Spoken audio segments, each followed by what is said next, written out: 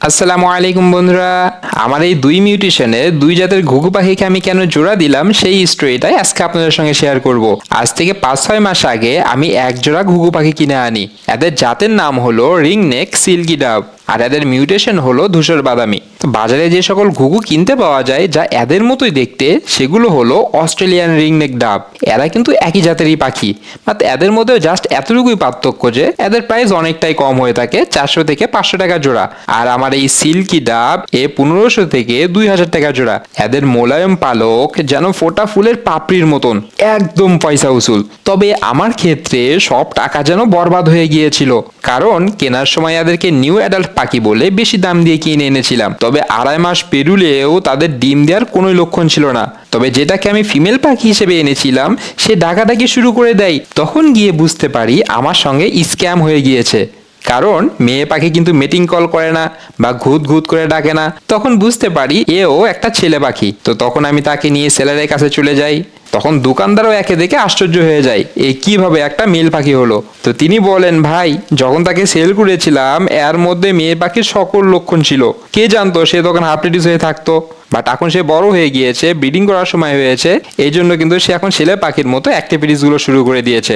বুঝুন ব্যাপারটা, অভিজ্ঞ সেলার পর্যন্ত তার লিঙ্গ নির্ণয় করতে পারেনি। যেহেতু সে এক্সোটিক বার্ড, তাই এমন পাখি সবসময় কেনার জন্য অ্যাভেলেবল থাকে না। তাই দোকানদার ভাইয়া দুঃখ প্রকাশ করে এই সাদা নর্মাল একটা ডাব আমাকে কম্পেনসেশন হিসেবে দিয়ে বলেন, ভাই একে এখন নিয়ে গিয়ে তার সঙ্গে জোড়া দিন, পরে যখন সিল্কি ডাবের ফিমেলটা আমি পেয়ে যাব আপনার সঙ্গে যোগাযোগ করে সেই পাখিটা আপনাকে দিয়ে দিব। তো বিষয়টা মানার মতো ছিল না যে আমি দামি পাখি কিনলাম, এখন কম দামি পাখি তার বদলে নিয়ে আসতেছি। তো তখন কিন্তু আমার কিছু করারও ছিল না। তো তাকে নিয়ে আসাটা কিন্তু আমার কিছু করারও কিছু ছিল না। তাকে যদি না নিয়ে আসতাম তো জানি না সিল্কি ডাবের ফিমেলটা কবে পাবো। তো এতদিন কিন্তু আমার সেই মেল ঘুঘুটা একাই পড়ে থাকতো, সে অনেক কষ্ট পেত। তাই ভাবলাম ঠিক আছে এই নর্মাল ঘুঘুকে তার সঙ্গে জোড়া দিই। তো তাকে নিয়ে আসার পর 3 দিন তাকে আইসোলেশনে রাখতে হয়, কারণ এ কদিন তাকে জীবাণুনাশক দিয়ে স্প্রে করে রোদে রাখতে হবে। সে যেহেতু বাইরে ছিল তার শরীরে কিন্তু অনেক জীবাণু থাকতে পারে, তাই তা যেন আমার অন্যান্য পাখিকে আক্রান্ত করতে না পারে তাকে জীবাণুনাশক দিয়ে স্প্রে করে রোদে রাখতে হবে।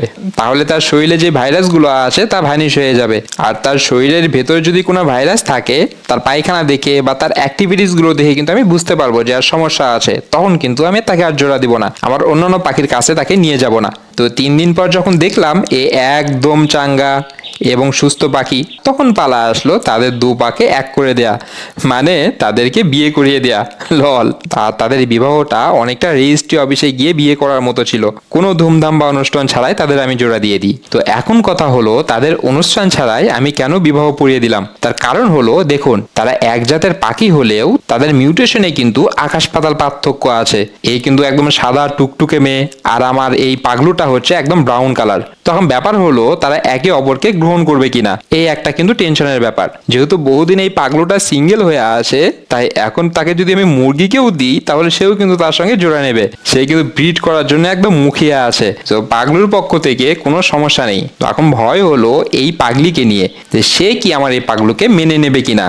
কারণ তো সে একদম নতুন পাখি, আর জানি না সে ব্রিডিং মোডে আছে কিনা। তো প্রথম সে কিন্তু এদিকে ভালো করে লক্ষ্য করেনি। আমার হাতে যে তার জন্য নতুন বউ এনেছি সে কিন্তু এখন তা বুঝতেই পারেনি। সে পাশের ঘরে থাকা অন্যান্য কবুতরকে জানালা দিয়ে দেখছে আর তাদের কাছে যাওয়ার চেষ্টা করছে। এখনো বেচারা বুঝতেই পারেনি যে তার বউ আমার হাতের মধ্যে আছে। কিন্তু আমরা একটু অপেক্ষা করব যতক্ষণ না সে এর প্রতি কোনো আগ্রহ দেখায়। নয়তো হঠাৎ করে যদি একে কেজের মধ্যে ঢুকিয়ে দিই তাহলে কিন্তু সে একে ঠোকর দিয়ে অসুস্থ করে দিতে পারে, বলে তুমি আমার ঘরের মধ্যে কেন ঢুকে। তো এই জন্যই তাদেরকে বাইরে থেকে আগে পরিচয় করে তুলতে হবে। তো এখন সে একে লক্ষ্য করতে পেরেছে, সে কিন্তু তখন একে 2-1 বার দেখলো, তবে এর প্রতি কিন্তু সে বেশি ইন্টারেস্ট দেখাচ্ছে না। সে কিন্তু কবুতরের কাছে যাওয়ারই চেষ্টা করছে।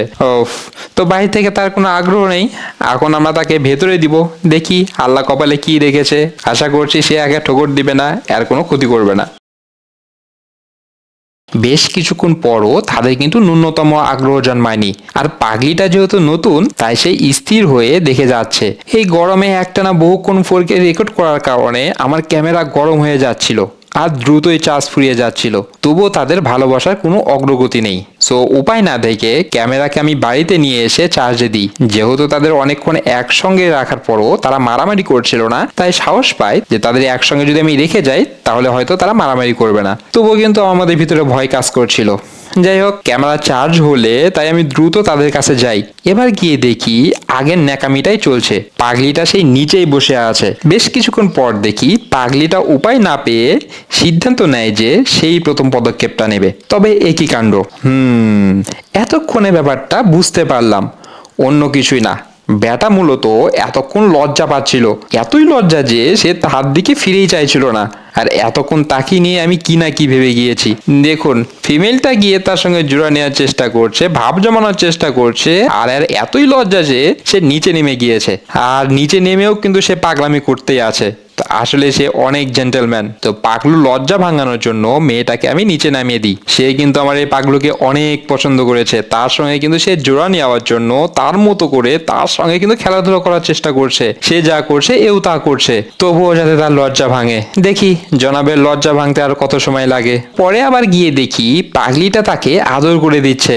আমার জীবনে এমন কোনোদিন দেখিনি যে নতুন মাদি পাখি যা আমি বাজার থেকে কিনে এনেছি, আমার বাড়িতে যে নর পাখি আছে তার সঙ্গে সে আসার সাথে সাথেই সে জোড়া নেবে। নতুন পাখিরা, বিশেষ করে মাদি পাখি যদি হয়, তারা কিন্তু নতুন জায়গায় এসে অনেক ভয়ে থাকে। বাট এ নিজেই জোড়া নেওয়ার জন্য নরকে কিন্তু কনভিন্স করার চেষ্টা করছে। আজব জামানায় বাস করছি। পরের দিন গিয়ে দেখি আমার পাগলুর লজ্জা ভেঙে গিয়েছে। সে নিজের থেকেই তার কাছে গিয়ে তার সঙ্গে জোড়া নেওয়ার চেষ্টা করছে আর তাকে আদর করে দিচ্ছে। আর কয়েকদিন পরে গিয়ে দেখি তাদের পেয়ার মহব্বত এমন হয়ে গিয়েছিল যে তারা আর দূরে দূরে থাকতেই পারছিল না, সব সময় কাছে কাছে থাকছিল। তো তখন গিয়ে বুঝতে পারি যে এরা কিন্তু এখন সংসার পাতানোর চেষ্টা করছে, এরা এখন ডিম দেবে। তো প্রকৃতিতে এরা কি করে, গাছের ডালে গিয়ে নিজেই বাসা বানায় খড়কুটো দিয়ে, তারপর সেখানে ডিম বাচ্চা করে। যেহেতু তাদের আমি কেজে পালছি, তাই আমার উচিত হবে তাদেরকেও কেজের উপর সাইডে তাদের বাসা বানিয়ে দেওয়া। তো সেইখানে তাদের জন্য একটা নেস্ট সেট করা।